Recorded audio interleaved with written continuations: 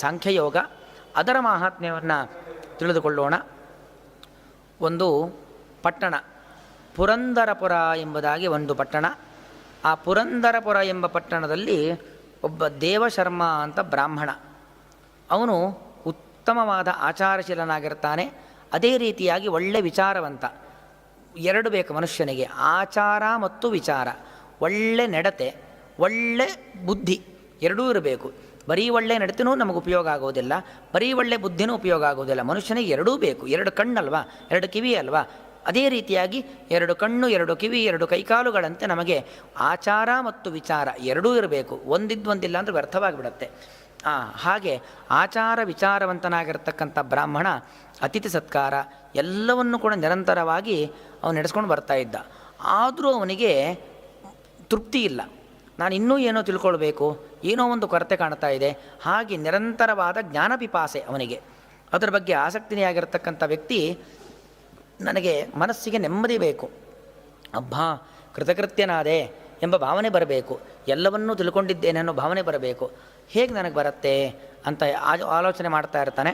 ಅಷ್ಟೊತ್ತಿಗೆ ಒಬ್ಬರು ಜ್ಞಾನಿಗಳು ಅವನ ಮನೆಗೆ ಬರ್ತಾರೆ. ಅತಿಥಿ ಸತ್ಕಾರವನ್ನು ಮಾಡ್ತಾನೆ. ಮತ್ತು ಅದೇ ಪ್ರಶ್ನೆ ಮಾಡ್ತಾನೆ, ನನಗೆ ಒಂದು ನೆಮ್ಮದಿ ಸಿಗಬೇಕು, ನನಗೆ ಇನ್ಯಾವುದೂ ಸಂದೇಹಗಳಿಲ್ಲ, ತೃಪ್ತನಾಗಿದ್ದೇನೆ, ಕೃತಕೃತ್ಯನಾಗಿದ್ದೇನೆ ಎಂಬ ಭಾವನೆ ಬರಬೇಕು, ನಾನು ಏನು ಮಾಡಬೇಕು, ನನಗೊಂದು ಸ್ವಲ್ಪ ಉಪದೇಶ ಮಾಡಿ ಅಂತ ಕೇಳಿದಾಗ ಅವರು ಧ್ಯಾನವನ್ನು ಮಾಡಿ ಹೇಳ್ತಾರೆ, ದೇವಶರ್ಮ ನೀನು ಒಂದು ಕೆಲಸ ಮಾಡು, ಸೌಪುರ ಎಂಬುದಾಗಿ ಒಂದು ಪಟ್ಟಣ ಇದೆ, ಅಲ್ಲಿಗೆ ಹೋಗು. ಒಬ್ಬ ಕುರುಬ ಇರ್ತಾನೆ. ಕುರುಬ ಅಂದರೆ ಕುರಿ ಕಾಯುವವನು. ಆ ಕುರುಬ ಇರ್ತಾನೆ, ಅವನ ಹತ್ರ ಹೋಗು, ಅವನು ನಿನ್ನ ಕಣ್ಣನ್ನು ತೆರೆಸ್ತಾನೆ, ಅವನ ಮಾತಿನ ಮೂಲಕವಾಗಿ ನನಗೆ ಮನಸ್ಸಿಗೆ ನೆಮ್ಮದಿ ಸಿಗತ್ತೆ ಅಂತ ಹೇಳಿ ಕಳಿಸ್ಕೊಡ್ತಾನೆ. ಇವನು ಕೂಡ ಅವನ ಮಾತಿನಂತೆ ಹುಡ್ಕೊಂಡು ಹೋಗ್ತಾನೆ, ಸೌಪುರಕ್ಕೆ ಹೋಗ್ತಾನೆ. ಆ ಸೌಪುರಕ್ಕೆ ಹೋಗಿ ಪ್ರಾರ್ಥನೆ ಮಾಡ್ತಾನೆ. ಕುರಿ ಮಧ್ಯದಲ್ಲಿ ಒಬ್ಬ ಕುರುಬ. ವಿಚಿತ್ರ ಘಟನೆ ಅಲ್ವಾ. ಹೋಗಿ ಯಾರೋ ಜ್ಞಾನಿಗಳ ಹತ್ರ, ಋಷಿಮುನಿಗಳ ಹತ್ರ ನನಗೆ ಉಪದೇಶ ಮಾಡಿ ಅಂತ ಕೇಳುವುದು ಸರಿ. ಇಲ್ಲಿ ನೋಡಿ, ಒಬ್ಬ ಕುರುಬನ ಹತ್ತಿರ ಹೋಗಿ, ಅಂದರೆ ಕುರಿ ಕಾಯುವನು ದಡ್ಡ ವ್ಯಕ್ತಿ ಅಂತ ಅರ್ಥ. ಅವನ ಹತ್ರ ಹೋಗಿ ನನಗೆ ನೋಡಿ, ಭಗವಂತನ ವಿಭೂತಿ ರೂಪಗಳು ಎಲ್ಲೆಲ್ಲಿ ಏನೇನು ಇಟ್ಟಿರ್ತಾನೆ ಹೇಳಲಿಕ್ಕೆ ಬರೋದಿಲ್ಲ. ನಾವು ಗೀತೆಯಲ್ಲೇ ನೋಡಬಹುದು ನೋಡಿ, ಸಂಜಯನಿಗೆ ದಿವ್ಯ ದೃಷ್ಟಿ ಕೊಟ್ಟು ರಣರಂಗದಲ್ಲಿ ಏನಾಗತ್ತೆ ಅನ್ನೋದನ್ನು ಧೃತರಾಷ್ಟ್ರನಿಗೆ ಹೇಳಿಸ್ತಾ ಇದ್ದಾನೆ. ಸಂಜಯ ಅಂದರೆ ಅವನು ಕೆಳಗಿನ ಒಂದು ಪಂಗಡದಲ್ಲಿ ಹುಟ್ಟಿರ್ತಕ್ಕಂಥ ವ್ಯಕ್ತಿ. ವಸ್ತುತಃ ಭಗವಂತ ಮನಸ್ಸು ಮಾಡಿದರೆ ಕುರುಡನಾದ ಧೃತರಾಷ್ಟ್ರನಿಗೆ ಕಣ್ಣು ಕೊಟ್ಟು ಬೋಡ್ಬೋದಿತ್ತು. ಭಗವಂತನ ಇಚ್ಛೆ ಹಾಗಿಲ್ಲ. ಅವನಿಗೆ ಎಲ್ಲಿ ಹುಟ್ಟಿದ್ದಾರೆ, ಯಾವ ಜಾತಿಯಲ್ಲಿ, ಯಾವ ಧರ್ಮದಲ್ಲಿ ಹುಟ್ಟಿದ್ದಾರೆ ಮುಕ್ತಿ ಅಲ್ಲ, ಅವನ ಯೋಗ್ಯತೆ ಏನು, ಅವನೇನು, ಅವನ ಸಾಧನೆ ಏನು, ಅದು ಮುಖ್ಯ. ಹಾಗಾಗಿ ಮನುಷ್ಯ ಯಾರಿಗೂ ಕೂಡ ತನ್ನನ್ನು ತಾನು ಕೀಳು, ತನ್ನನ್ನು ತಾನು ಮೇಲು ಅಂತ ಅಂದ್ಕೊಳ್ಬಾರ್ದು. ಎಲ್ಲರೂ ಕೂಡ ಭಗವಂತನ ಪ್ರಸಾದ. ಈ ದೇಹ ಅಂದ್ರೇನು? ಭಗವಂತನ ಪ್ರಸಾದ. ಪ್ರತಿಯೊಂದು ದೇಹದಲ್ಲೂ ಕೂಡ ಭಗವಂತನ ವಿಭೂತಿ ರೂಪ ಇದ್ದೇ ಇದೆ. ಪರಸ್ಪರ ಗೌರವ, ಆದರ, ಆತಿಥ್ಯಗಳಿಂದಾಗಿ ನಾವು ಬದುಕಬೇಕು ಅನ್ನೋ ಒಂದು ವಿಚಾರವನ್ನು ಗಮನಿಸ್ಬೋದು. ಇದರ ಮೂಲಕವಾಗಿ ಆ ಕುರುಬನ ಮೂಲಕವಾಗಿ ಉಪದೇಶವನ್ನು ಪಡೆಯಲಿಕ್ಕೋಸ್ಕರವಾಗಿ ಹೋಗ್ತಾ ಇದ್ದಾನೆ. ಹೋಗಿ ಅವನ ಹತ್ರ ಕೇಳ್ತಾನೆ, ನನಗೆ ತತ್ವಜ್ಞಾನವನ್ನು ಉಪದೇಶ ಮಾಡು ಎಂಬುದಾಗಿ ಹೇಳಿದಾಗ ಅವನು ಒಂದು ಕ್ಷಣ ಆಲೋಚನೆ ಮಾಡ್ತಾನೆ. ಆಲೋಚಿಸಿ ಅವನ ಹೆಸರು, ಕುರುಬನ ಹೆಸರು ಮಿತ್ರವಾನ್. ಮಿತ್ರ ಅಂದರೆ ಎಲ್ಲರಿಗೂ ಸ್ನೇಹಿತ, ಸ್ನೇಹ ಭಾವನೆಯಿಂದ ಇರ್ತಕ್ಕಂಥವನು ಆ ಕುರುಬ.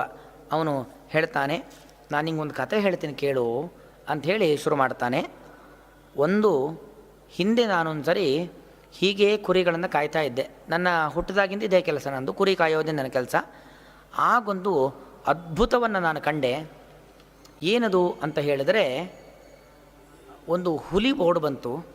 ಹುಲಿ ಬಂದಾಗ ನಾನೂ ಓಡ್ ಹೋದೆ, ನನ್ನ ಕುರಿಗಳೂ ಓಡ್ ಹೋದವು. ಆದರೆ ಒಂದು ಕುರಿ ಮಾತ್ರ ಅದಕ್ಕೆ ಭಯನೇ ಆಗಿಲ್ಲ.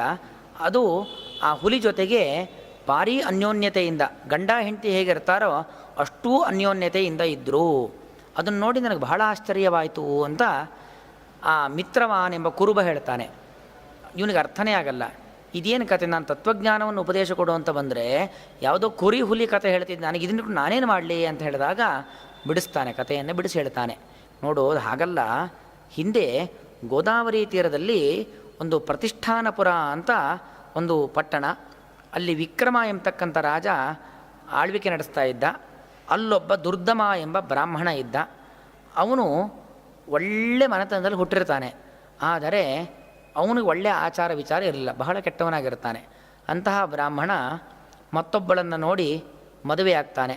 ಅವಳೆಷ್ಟು ದುರಾದರ್ಶೆ, ಇವನೂ ಕೆಟ್ಟವನು, ಅವಳು ದುರ್ದಮ ದುರಾದರ್ಶ. ಇವನಿಗೆ ಇಂದ್ರಿಯ ನಿಗ್ರಹ ಇಲ್ಲ, ವಿಪರೀತವಾದ ಆಸೆ ವ್ಯಾಮೋಹಗಳೊಳಗೆ ಎಲ್ಲ ರೀತಿಯಿಂದಲೂ ದೈಹಿಕವಾದ ಆಸೆ, ಮಾನಸಿಕವಾದ ಆಸೆ, ಬೇರೆ ಬೇರೆ ವಸ್ತುಗಳು ಬೇಕು, ಬೇರೆ ಬೇರೆ ಪುರುಷರಿಂದ ನಾನು ಸುಖ ಪಡಬೇಕು, ಹೀಗೆ ಆಸೆಗೆ ಕೊನೆಯೇ ಇಲ್ಲ.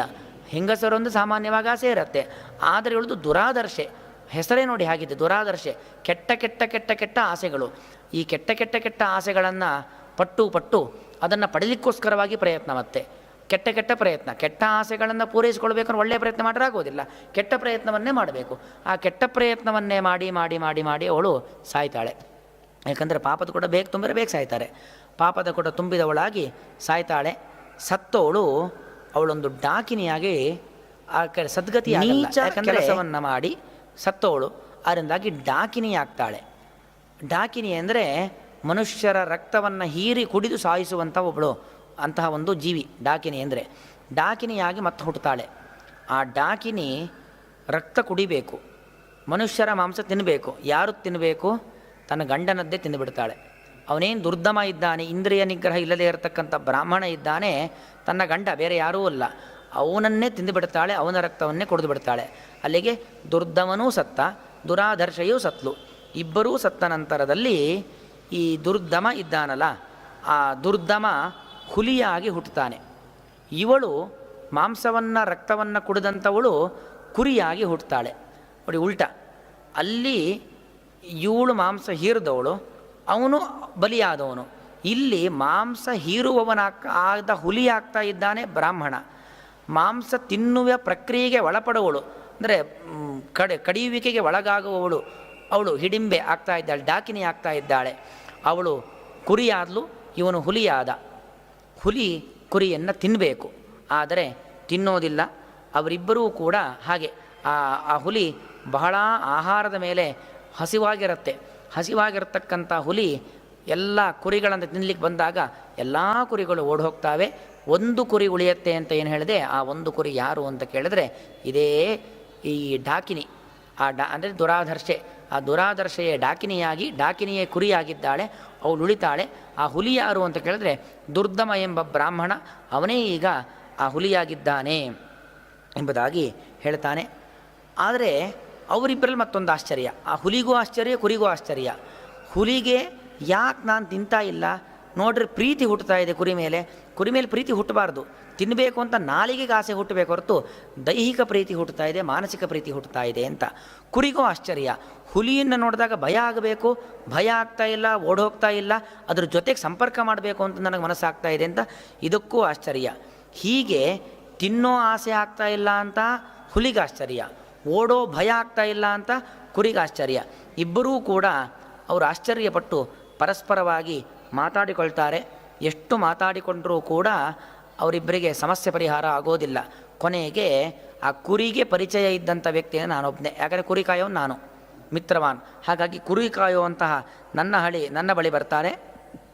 ನನ್ನ ಬಳಿ ಬಂದಾಗ ನಾನು ಎಲ್ಲವನ್ನು ತಿಳಿದ ವ್ಯಕ್ತಿ ಆಗಿದ್ದೆ. ಆ ಮಿತ್ರವಾನ್ ಇದ್ದಾನಲ್ಲ, ಅವನು ಎಲ್ಲರಿಗೂ ಸ್ನೇಹಿತ. ನೋಡಿ, ಆ ಬ್ರಾಹ್ಮಣನಿಗೂ ಸ್ನೇಹಿತ, ಈ ಕುರಿಗೂ ಸ್ನೇಹಿತ, ಹುಲಿಗೂ ಸ್ನೇಹಿತ. ಯಾಕಂದರೆ ಒಳ್ಳೆಯ ಕೆಲಸವನ್ನು ಯಾರು ಮಾಡ್ತಾರೋ ಸ್ನೇಹಿತರು ಅಂತ. ಅವನು ಒಳ್ಳೆಯ ಕೆಲಸ ಮಾಡ್ತಾನೆ.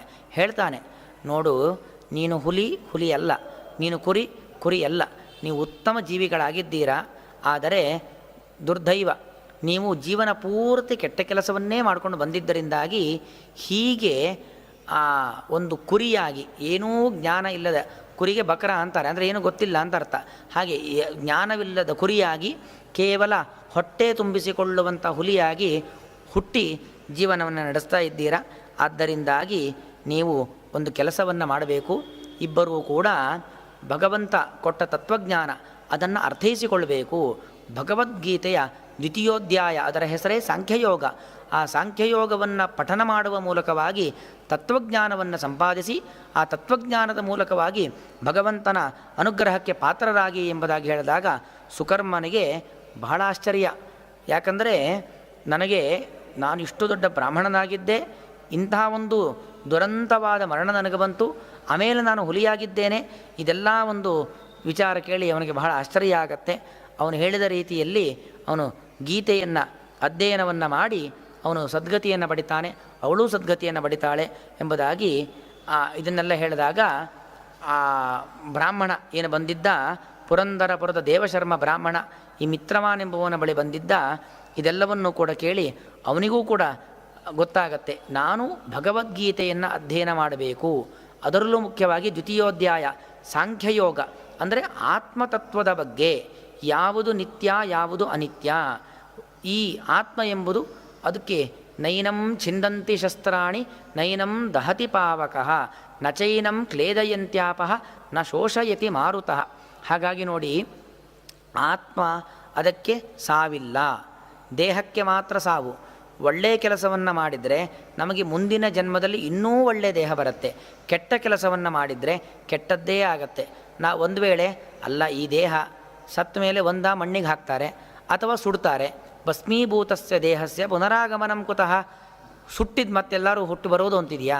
ಸಾಧ್ಯನೇ ಇಲ್ಲ. ಆದ್ದರಿಂದಾಗಿ ಎಷ್ಟು ದಿವಸ ಬದುಕಿರ್ತೀವೋ ಅಷ್ಟು ದಿವಸ ಋಣಂ ಕೃತ್ವ ಘೃತಂ ಪಿಬೇತ್, ಸಾಲ ಮಾಡಿ ಆದರೂ ತುಪ್ಪ ತಿನ್ನೋಣ. ಈ ದೇಹಕ್ಕೆ ಕಣ್ಣೇನು ಕೇಳುತ್ತೋ ಅದನ್ನು ಕೊಡೋಣ, ಕಿವಿ ಏನು ಕೇಳುತ್ತೋ ಅದನ್ನು ಕೇಳಿಸೋಣ, ಚರ್ಮ ಏನನ್ನು ಬಯಸುತ್ತೋ ಅದನ್ನು ಮುಟ್ಟೋಣ. ಹೀಗೆ ಅಂದ್ಕೊಂಡು ನಾವು ಪಾಪಕರ್ಮಗಳನ್ನೇ ಮಾಡಿದ್ವಿ ಅಂತಾದರೆ ನಾವೀಗಾಗಲೇ ನೋಡಿದ್ವಿ, ದುರ್ದಮ ದುರಾದರ್ಶೆ ಏನೇನಾದರೂ ಅಂತ. ನಾವು ಅದೇ ರೀತಿಯಾಗಿ ಕೆಟ್ಟದ್ದನ್ನು ಪಡಿಬೇಕಾಗತ್ತೆ. ಅದೇ ನೋಡಿ, ದೇವಶರ್ಮ, ಮಿತ್ರವಾನ್ ಅವರೆಲ್ಲರೂ ಕೂಡ ಗೊತ್ತಿತ್ತವರಿಗೆ ದೇಹ ಬೇರೆ ಆತ್ಮ ಬೇರೆ. ನಾವು ಈ ದೇಹದಿಂದ ಸ್ವಲ್ಪ ಮಪ್ಯಸ್ಯ ಧರ್ಮಸ್ಯ ಸ್ವಲ್ಪ ಧರ್ಮಾಚರಣೆ ಮಾಡಿದ್ರೂ ಸಾಕು, ನಮಗದರಿಂದ ಒಳ್ಳೆಯದಾಗತ್ತೆ.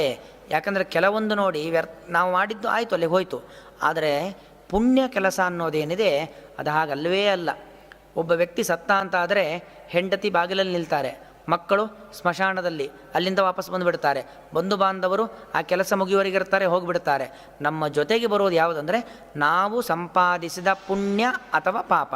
ಪುಣ್ಯ ಇದ್ದರೆ ಪುಣ್ಯದಿಂದಾಗಿ ಒಳ್ಳೆಯದಾಗತ್ತೆ, ಪಾಪ ಇದ್ದರೆ ಪಾಪದಿಂದಾಗಿ ಮತ್ತಷ್ಟೂ ಕೆಟ್ಟದ್ದಾಗತ್ತೆ ಅಲ್ವಾ? ನಾವು ನೋಡಿದ್ದೀವಿ, ಒಬ್ಬ ಬ್ರಾಹ್ಮಣ ಈ ಉತ್ತಮ ಕುಲದಲ್ಲಿ ಮನುಷ್ಯನಾಗಿ ಹುಟ್ಟಿದ ವ್ಯಕ್ತಿ ಎತ್ತಾಗ್ತಾನೆ, ಮನುಷ್ಯನಾಗಿ ಹುಟ್ಟಿದ ವ್ಯಕ್ತಿ ಕುರಿ ಆಗ್ತಾನೆ, ಮನುಷ್ಯನಾಗಿ ಹುಟ್ಟಿದ ವ್ಯಕ್ತಿ ಹುಲಿ ಆಗ್ತಾನೆ. ನೋಡಿ, ಎಷ್ಟು ಕೆಳಗಿನ ಯೋನಿಗಳಲ್ಲಿ ಹುಟ್ಟಬೇಕಾಗತ್ತೆ. ಹಾಗೆಲ್ಲ ಆಗಬಾರ್ದು ಅಂದರೆ ಮುಖ್ಯವಾಗಿ ಈ ತತ್ವಜ್ಞಾನ ನಾವು ಪಡಿಬೇಕು. ಈ ದೇಹ ಎಂಬುದು ನಶ್ವರವಾದದ್ದು. ನಶ್ವರವಾದ ದೇಹ ಏನನ್ನು ಬಯಸುತ್ತೋ ಅದನ್ನು ನಾವು ಪೂರೈಸುವ ಕೆಲಸದಲ್ಲಿ ನಾವು ಇರಬಾರದು. ದೇಹ ಅದೇನಕ್ಕೋಸ್ಕರ ಇರುವುದು? ಆತ್ಮನ ಸಾಧನೆಗೆ ಸಹಕಾರಿಯಾದದ್ದು ದೇಹ. ಆತ್ಮೋದ್ಧಾರವನ್ನು ಮಾಡಿಕೊಳ್ಬೇಕು ಅಂದರೆ ದೇಹದ ಮೂಲಕವಾಗಿ ಮಾಡಿಕೊಳ್ಬೇಕು, ಸಂಪತ್ತಿನ ಮೂಲಕವಾಗಿ ಮಾಡಿಕೊಳ್ಬೇಕು ಅಲ್ವಾ? ಸಂಪತ್ತೂ ನಶ್ವರ, ದೇಹವೂ ನಶ್ವರ. ನಶ್ವರವಾದ ಸಂಪತ್ತು, ನಶ್ವರವಾದ ದೇಹ, ಇದೆರಡನ್ನು ಬಳಸಿಕೊಂಡು ಶಾಶ್ವತವಾದ ಸಾಧನೆಯನ್ನು ಮಾಡಿಕೊಳ್ಳಬೇಕು, ಆತ್ಮೋದ್ಧಾರವನ್ನು ಮಾಡಿಕೊಳ್ಳಬೇಕು ಎಂಬ ವಿಚಾರವನ್ನು, ಆತ್ಮತತ್ವಜ್ಞಾನವನ್ನು ತಿಳಿಸಿಕೊಡುವಂಥ ಒಂದು ಅಧ್ಯಾಯ, ಎರಡನೇ ಅಧ್ಯಾಯ, ಅದರ ಮಾಹಾತ್ಮ್ಯದ ಮೂಲಕವಾಗಿ ನಾವು ತಿಳಿದುಕೊಳ್ಳಬೇಕಾಗಿದೆ. ತನ್ಮೂಲಕವಾಗಿ ಭಗವದ್ಗೀತೆಯ ಎರಡನೇ ಅಧ್ಯಾಯವನ್ನು ಓದಿ ಭಗವಂತನ ಪರಿಪೂರ್ಣ ಅನುಗ್ರಹಕ್ಕೆ ಪಾತ್ರರಾಗಬೇಕು ಎಂಬುದಾಗಿ ಹೇಳ್ತಾ, ಮತ್ತೆ ನಾಳಿನ ಉಪನ್ಯಾಸದಲ್ಲಿ ಮುಂದಿನ ಅಧ್ಯಾಯಗಳ ಒಂದು ವಿಚಾರವನ್ನು, ಮಹಾತ್ಮ್ಯವನ್ನು ನೋಡೋಣ ಎಂಬುದಾಗಿ ಹೇಳ್ತಾ ಶ್ರೀಕೃಷ್ಣಾರ್ಪಣಮಸ್ತು.